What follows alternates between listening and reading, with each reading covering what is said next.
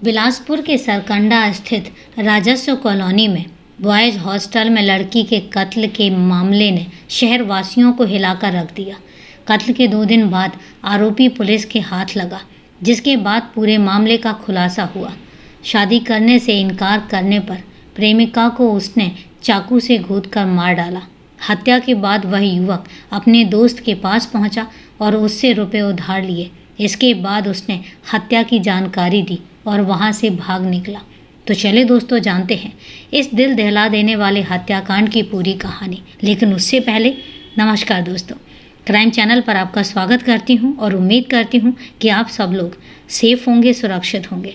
दोस्तों, कहानी में आगे बढ़ें उससे पहले यही कहना चाहूँगी कि अगर अभी तक आपने चैनल को सब्सक्राइब नहीं किया है तो चैनल को सब्सक्राइब कर लीजिए और इसके साथ ही बेल आइकन ज़रूर प्रेस कीजिएगा फर्दर नोटिफिकेशन के लिए। और इसके साथ ही कहानी में लास्ट तक बने रहें और कहानी के बारे में आपकी क्या राय है कमेंट करके ज़रूर बताएं। तो दोस्तों, आपके जो भी कमेंट्स आए हैं उन कमेंट्स का जो जवाब है वो कल के 10 बजे के शॉर्ट्स में आपको जवाब दिया जाएगा आपके कमेंट्स का। तो देखिए ना, मत भूलेगा 10 बजे का शॉर्ट्स। तो चलिए दोस्तों, आपका समय नहीं लेते हैं और जानते हैं कि आखिर ये दर्दनाक कहानी क्यों हुई। प्रियंका और कृष्णा प्यार की पींगें भर रहे थे। दोनों का प्यार दोस्तों के बीच चर्चा का विषय बन गया था। कृष्णा तिवारी की उम्र जहां 25 वर्ष थी, वहीं प्रियंका श्रीवास 21 साल की थी। दोनों अक्सर छत्तीसगढ़ के बिलासपुर शहर की सड़कों पर एक दूसरे का हाथ थामे घूमते दिख जाते। कृष्णा उसे अपनी बुलेट मोटरसाइकिल पर भी घुमाता था। दोनों का प्रेम परवान चढ़ रहा था। कृष्णा तिवारी उर्फ डब्लू मूल रूप से कोनी बिलासपुर का रहने वाला था और प्रियंका पास के ही बिल्हा शहर के मुड़ीपार गांव की थी। वह बिलासपुर में अपने मौसा जोगी राम के यहाँ रहकर बीए फाइनल की पढ़ाई कर रही थी। एक दिन कृष्णा ने शहर के विवेकानंद गार्डन में घूमते घूमते प्रियंका से कहा, प्रियंका, आज मैं तुमसे एक बहुत ख़ास बात करने जा रहा हूँ, जिसका शायद तुम्हें बहुत समय से इंतज़ार होगा। क्या? प्रियंका ने स्वाभाविक रूप से कहा। कृष्णा बोला, मैं तुमसे शादी करना चाहता हूँ। मैं चाहता हूँ कि हम दोनों शादी कर लें या फिर घर परिवार से कहीं दूर भाग चलें। प्रियंका बोली, नहीं नहीं, मैं भागकर शादी नहीं कर सकती। वैसे भी अभी मैं पढ़ रही हूँ। शादी होगी तो मेरे माता पिता की सहमति से ही होगी। कृष्णा ने उसकी खिल्ली उड़ाते हुए मीठे स्वर में कहा, तब तो प्यार भी तुम्हें मम्मी पापा की आज्ञा लेकर ही करना चाहिए था। प्रियंका ने सफाई दी, देखो, प्यार और शादी में बहुत बड़ा फ़र्क है। तुम मुझे अच्छे लगते हो, तुमसे दोस्ती हो गई और फिर प्यार हो गया। कृष्णा ने विनम्र भाव से कहा, अच्छा, यह तो बड़ी कृपा की आपने हुजूर। अब कुछ और कृपा बरसाओ, मेरी यह इच्छा भी पूरी करो। देखो डब्बू, तुम मेरे पापा को नहीं जानते, वह बड़े ही गुस्से वाले हैं। मैं माँ को तो मना लूँगी, मगर पापा के सामने तो बोल भी नहीं सकती। वो तो अरे बाप रे। कहते कहते प्रियंका की आंखें फैल गईं और चेहरा सुर्ख हो उठा। कृष्णा ने समझाया, प्रियंका, तुम कहो तो मैं पापा से बात करूं या फिर उनके पास अपने पापा को भेज दूं। मुझे यकीन है कि हमारे खानदान रुतबे को देखकर तुम्हारे पापा ज़रूर हाँ कह देंगे। बस तुम अड़ जाना। प्रियंका बोली, देखो कृष्णा, हमारे घर के हालात, माहौल बिल्कुल अलग हैं। मैं किसी भी हाल में पापा से बहस या सामना नहीं कर सकती। तुम अपने पापा को भेज दो, हो सकता है कि बात बन जाए। कृष्णा ने गंभीर होते हुए कहा, और अगर नहीं बनी तो?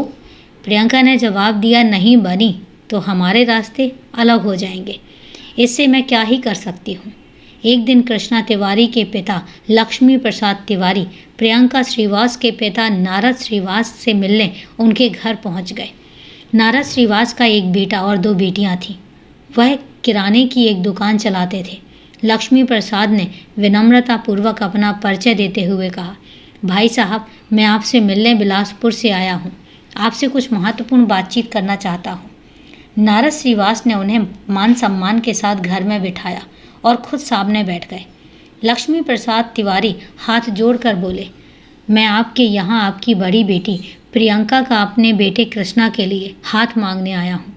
यह सुनकर नारद श्रीवास आश्चर्यचकित होकर लक्ष्मी प्रसाद की ओर ताकते रह गए।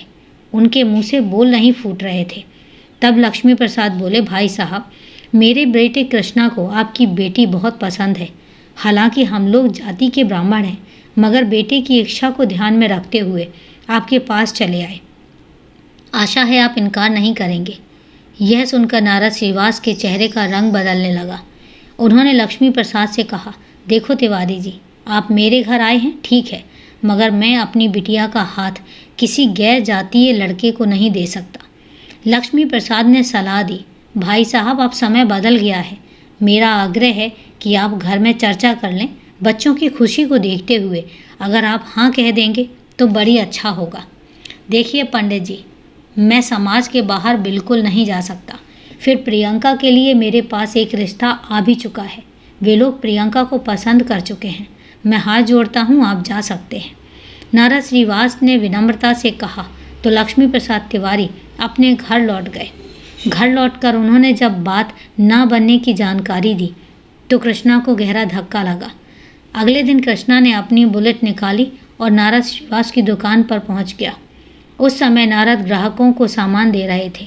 दुकान के बाहर खड़ा कृष्णा नारद श्रीवास को घूर घूर कर देख रहा था। जब वह ग्राहकों से फारिग हुए तो उन्होंने कृष्णा की ओर मुखातिब होते हुए कहा, हाँ क्या चाहिए? कृष्णा ने उनसे बिना किसी डर के अपना परिचय देते हुए कहा, कल मेरे पापा आपके पास आए थे। यह सुनते ही नारद श्रीवास के दिलो दिमाग में बीते कल का सारा वाकया सामने हो उठा, जिसे लगभग वह भुला चुके थे। उन्होंने कहा, हाँ तो? कृष्णा तिवारी ने कहा, आपने मना कर दिया। मैं इसलिए आया हूँ कि एक बार आपसे मिलकर अपनी बात कहूँ।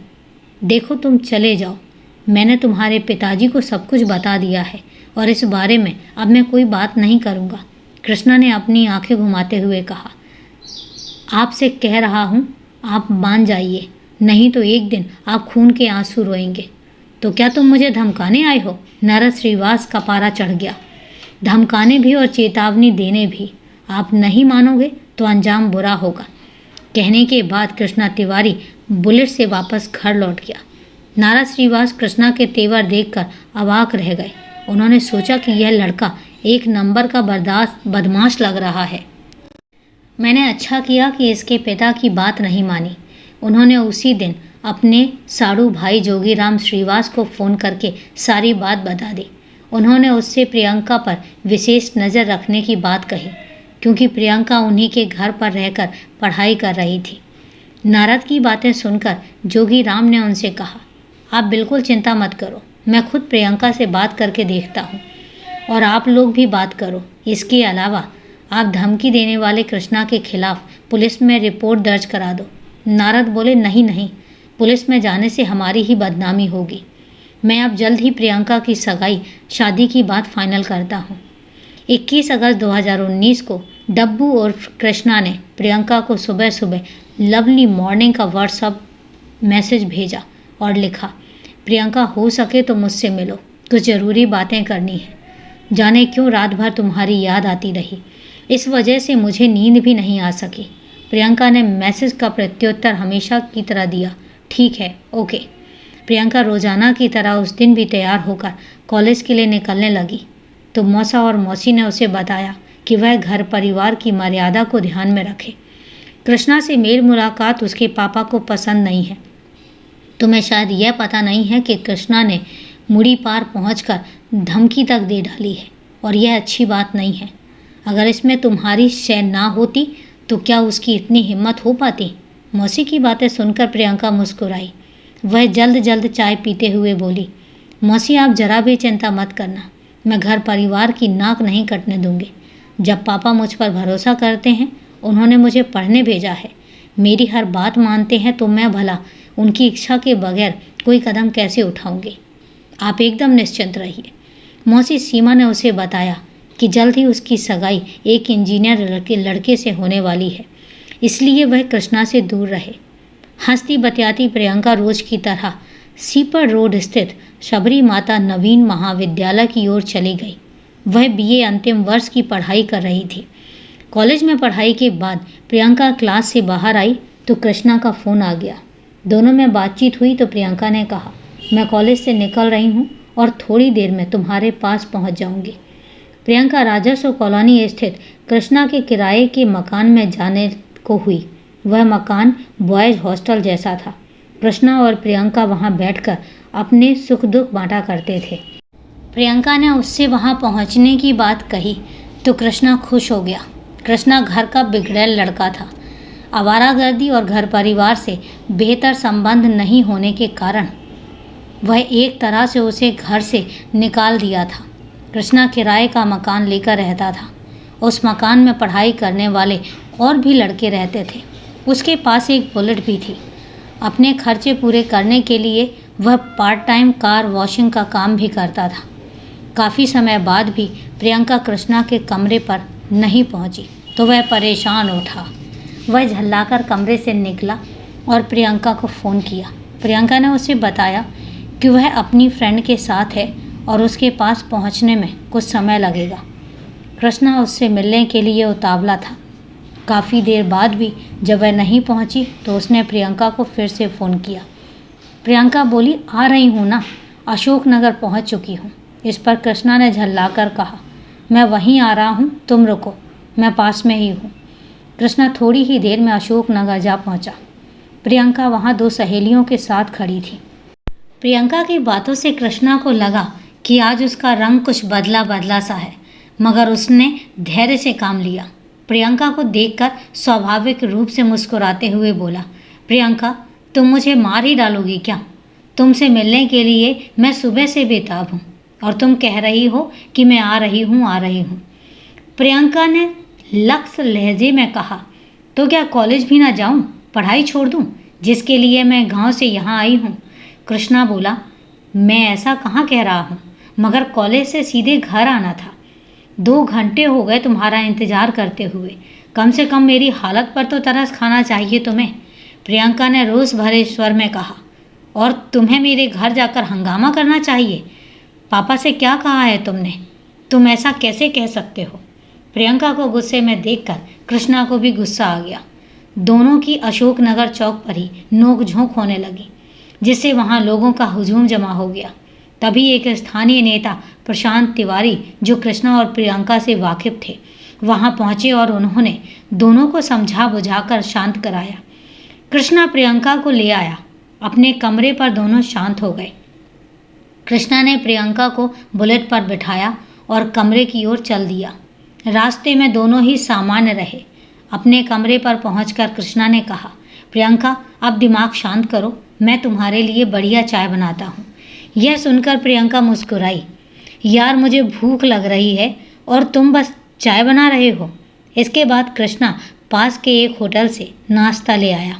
दोनों प्रेम भाव से बातचीत करते करते कब फिर से तनाव में आ गए, पता ही नहीं चला। कृष्णा ने कहा, तुम मुझसे शादी करोगी या नहीं? आज मुझे साफ साफ बता दो। प्रियंका ने स्पष्ट शब्दों में कहा, नहीं, मैं शादी घर वालों की मर्जी से ही करूँगी। दोनों में बहस होने लगी। उसी दौरान बात बढ़ने पर कृष्णा ने चाकू निकाला और प्रियंका पर कई बार वार कर दिया और उसे गंभीर रूप से घायल कर दिया। खून से लथपथ प्रियंका को मरना सन्न छोड़कर वह वहां से भाग खड़ा हुआ। घायल प्रियंका कराहती रही और वहीं पर बेहोश हो गई। हॉस्टल के राकेश वर्मा नाम के एक लड़के ने प्रियंका के कराहने की आवाज़ सुनी तो वह कमरे में आ गया। उसने गंभीर रूप से घायल प्रियंका को बिस्तर पर पड़े देखा तो तुरंत स्थानीय सरकंडा थाने में फ़ोन करके यह जानकारी थाना प्रभारी जयप्रकाश गुप्ता को दे दी। जानकारी मिलते ही थाना प्रभारी जयप्रकाश गुप्ता कुछ पुलिसकर्मियों को साथ लेकर राजस्व कॉलोनी के हॉस्टल पहुंच गए। उन्होंने कमरे के बिस्तर पर खून से लथपथ एक युवती देखी जिसकी मौत हो चुकी थी। थाना प्रभारी ने यह जानकारी अपने उच्चाधिकारियों को भी दे दी। एडिशनल एसपी ओपी शर्मा एवं एसपी विश्व दीपक त्रिपाठी भी मौके पर पहुंच गए। दोनों पुलिस अधिकारियों ने मौका मुआवना करके बाद में उसकी लाश पोस्टमार्टम के लिए भेजने के आदेश दिए। अधिकारियों के जाने के बाद थाना प्रभारी ने प्रियंका की लाश पोस्टमार्टम के लिए भेज दी। हॉस्टल के लड़कों से पता चला कि जिस कमरे में प्रियंका की हत्या हुई है वह कृष्णा का है। प्रियंका के फ़ोन से पुलिस को उसकी मौसी व पिता के नंबर मिल गए। लिहाजा पुलिस ने फ़ोन करके उन्हें अस्पताल बुला लिया। प्रियंका के मौसा मौसी और माता पिता ने अस्पताल पहुंचकर लाश की शिनाख्त प्रियंका के रूप में कर दी। उन्होंने हत्या का आरोप बिलासपुर निवासी कृष्णा उर्फ डब्बू पर लगाया। पुलिस ने कृष्णा के खिलाफ हत्या की रिपोर्ट दर्ज कर उसकी खोजबीन शुरू कर दी। उसका मोबाइल फ़ोन स्विच्ड ऑफ था। पुलिस को पता चला कि वह रायपुर से नागपुर भाग गया है। थाना प्रभारी जयप्रकाश गुप्ता व महिला एसआई गायत्री सिंह की टीम आरोपी को संभावित स्थानों पर तलाशने लगी। पुलिस ने कृष्णा के फोटो नज़दीकी जिलों के सभी थानों में भेज दिए थे। सरकंडा से करीब 25 किलोमीटर दूर स्थित मुंगेली जिले के थाना सरगांव के एक सिपाही को 23 अगस्त 2019 को कृष्णा तिवारी सरगांव चौक पर दिख गया। उस सिपाही का गांव आरोपी कृष्णा तिवारी के गांव के नज़दीक ही था, इसलिए सिपाही को यह जानकारी थी कि कृष्णा मर्डर का आरोपी है और पुलिस से छिपा घूम रहा है। लिहाजा वह सिपाही कृष्णा तिवारी को हिरासत में लेकर थाना सरगांव ले आया। सरगांव पुलिस ने कृष्णा तिवारी को गिरफ्तार करने की जानकारी सरकंडा के थाना प्रभारी जयप्रकाश गुप्ता को दे दी। उसी शाम सरकंडा थाना प्रभारी कृष्णा तिवारी को सरगांव से सरकंडा लेकर आए। उससे पूछताछ की गई तो उसने प्रियंका की हत्या करने का अपराध स्वीकार कर लिया। उसकी निशानदेही पर पुलिस ने घटनास्थल से एक चाकू भी बरामद किया जो 3 टुकड़ों में था। कृष्णा ने बताया कि हत्या करने के बाद वह बुलेट से सीधा रेलवे स्टेशन की तरफ गया। उस समय उसके कपड़ों पर खून के धब्बे लगे थे। उसके पास पैसे भी नहीं थे। स्टेशन के पास अनुराग मानिकपुरी नाम के दोस्त से उसने 500 रुपये उधार लिए और रायपुर की तरफ निकल गया। कृष्णा तिवारी उर्फ डब्बू से पूछताछ कर पुलिस ने उसे 24 अगस्त 2019 को मुख्य न्यायिक दंडाधिकारी बिलासपुर के समक्ष पेश किया, जहां से उसे जेल भेज दिया गया। तो दोस्तों, ये थी एक दर्दनाक कहानी को लास्ट तक सुनने के लिए आपका तहे दिल से धन्यवाद। कहानी के बारे में आपकी क्या राय है, कमेंट करके ज़रूर बताएं। तो चलिए दोस्तों, मिलते हैं फिर कल एक नई कहानी में, एक नई सच्ची घटना में। तब तक के लिए सेफ रहें, सुरक्षित रहें और अपना ध्यान रखें। जय हिंद दोस्तों, जय भारत।